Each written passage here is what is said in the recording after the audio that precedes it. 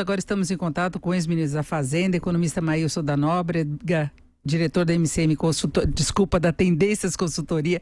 Maílson, boa tarde.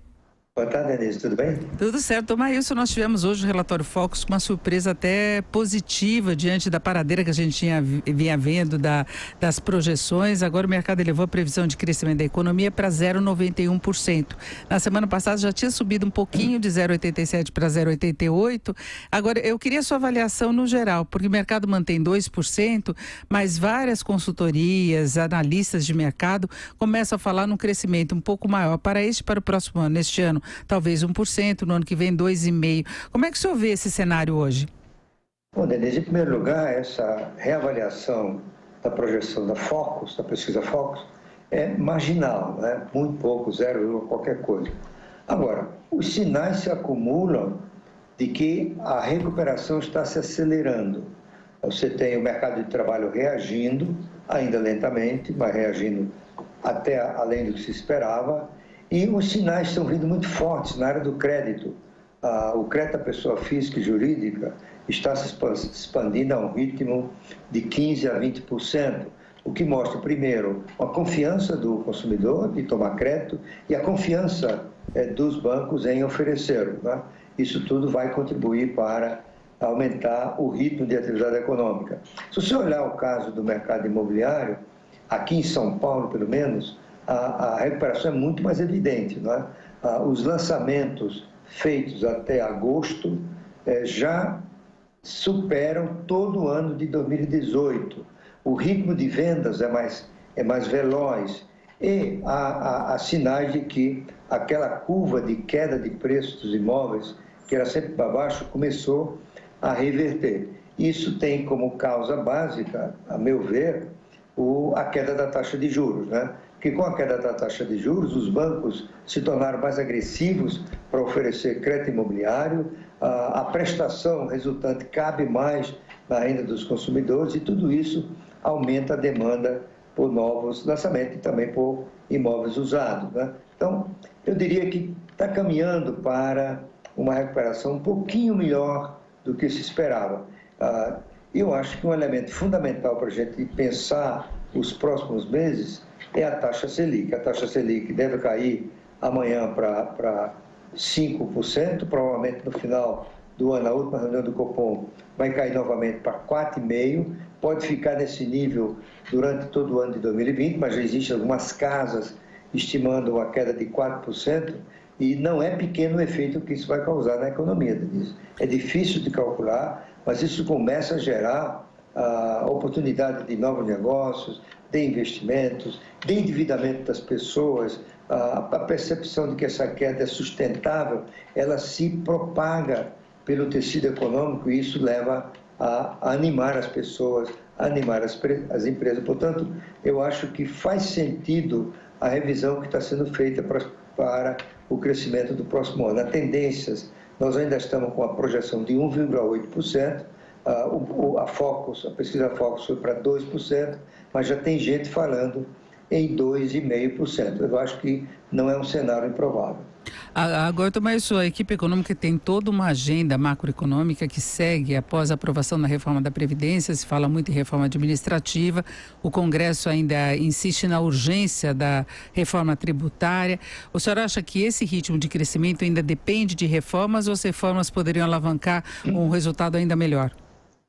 Olha, Denise, as reformas, elas contribuem para melhorar a confiança, mas elas não têm um impacto de curto prazo na economia. Por exemplo, a reforma tributária, ela tem uma importância fundamental para o futuro, porque se aprovado a PEC 45, aquela preparada pelo economista Bernard Arnault, nós vamos ter ganhos expressivos de produtividade, redução drástica da eficiência, e tudo isso amplia o potencial de crescimento da economia. Mas isso dá ao longo de vários anos, né? No curto prazo é confiança. O mesmo se dirá da reforma administrativa. Né? A reforma administrativa, não se sabe ainda qual é o seu desenho, quais são os pontos que ela vai atacar, mas as indicações são de que eles vão tentar criar carreiras mais bem estruturadas no serviço público, salários iniciais compatíveis com o que se observa no setor privado para o mesmo tipo de atividade, de preparo, de conhecimento, não é? E isso não pode afetar os quadros de pessoal atuais, porque isso é protegido pela, vamos dizer assim, é o direito adquirido, não é isso? Eu acho que essas reformas, deixa-me repetir isso, ela tem influência na melhoria da confiança. Mas, nos próximos 2, 3 anos, a economia vai continuar crescendo pela ocupação da capacidade ociosa.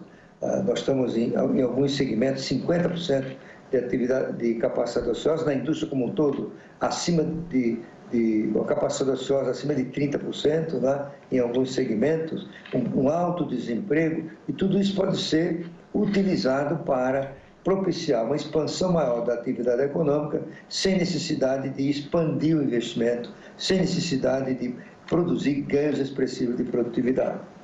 Agora, Tomás, o senhor citou essa questão dos juros, que pode ser um cenário de prazo mais longo, a manutenção da taxa básica no nível bem baixo.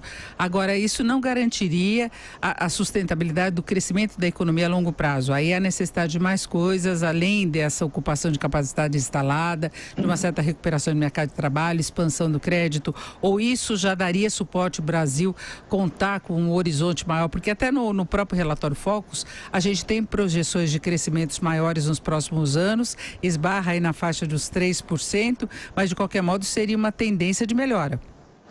Olha, Denise, se não houver as reformas, esse período de recuperação tem fôlego curto, porque assim que preencher a capacidade ociosa, né, o gap, digamos assim, do PIB, as pressões inflacionárias vão surgir, aumenta as importações, piora a situação do balanço de pagamento, e tudo isso leva o Banco Central a ter que aumentar a taxa de juros. Por isso que muitos preveem que essa taxa Selic pode voltar a 7% aí por volta de 2021, 2022. Então, as reformas são cruciais para os anos vindouros, né? Se as pessoas se animarem, começarem a pensar em investir, a reforma não sai, isso tudo se retrai, né? Portanto, deixa-me repetir isso, embora faça efeito anos à frente, é fundamental que ela ocorra a curto prazo, ou seja, é fundamental que uma reforma tributária digna desse nome ocorra ainda em 2020. A reforma tributária poderia ter um impacto importante para alguns ramos de atividade, de fato trazendo uma redução de custos, embora haja uma preocupação muito grande com relação ao impacto que essa tributação pela média, com uma alíquota igual, possa ter para alguns setores como de serviços. O senhor acha que isso não minimiza a importância que a reforma tributária possa ter?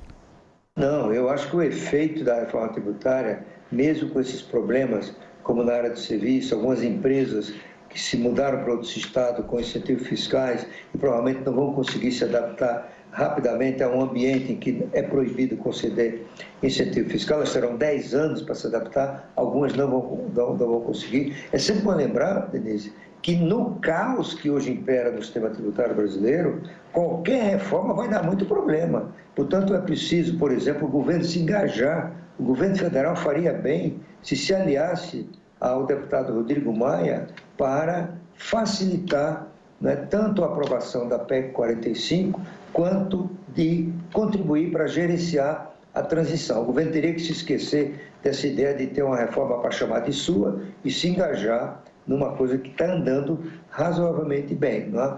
Então, eu acho que a reforma tributária, além disso, tem a questão dos serviços, como você mencionou. Ocorre que os serviços são muito subtributados no Brasil nos últimos 40 anos, né? Você tem absurdos, por exemplo, Netflix, que é um serviço, paga menos imposto do que calçado, do que alguns bens de consumo popular. Isso tudo tem que ser revisto. Claro que isso vai ser negociado, tem a pressão das escolas, que vão ficar mais caras, tem a pressão de certos gastos de saúde que vão ficar mais caros. O setor da construção também reclama. O ideal seria o Brasil ter uma alíquota única, como é nos mais bem-sucedidos sistemas tributários de tributação do consumo com base no valor agregado. Tá certo, conversamos com o Maílson da Nóbrega, ex-ministro da Fazenda, diretor da Tendências Consultoria. Maílson, muito obrigada, uma boa tarde. Foi um prazer falar com você, seus ouvintes. Boa tarde.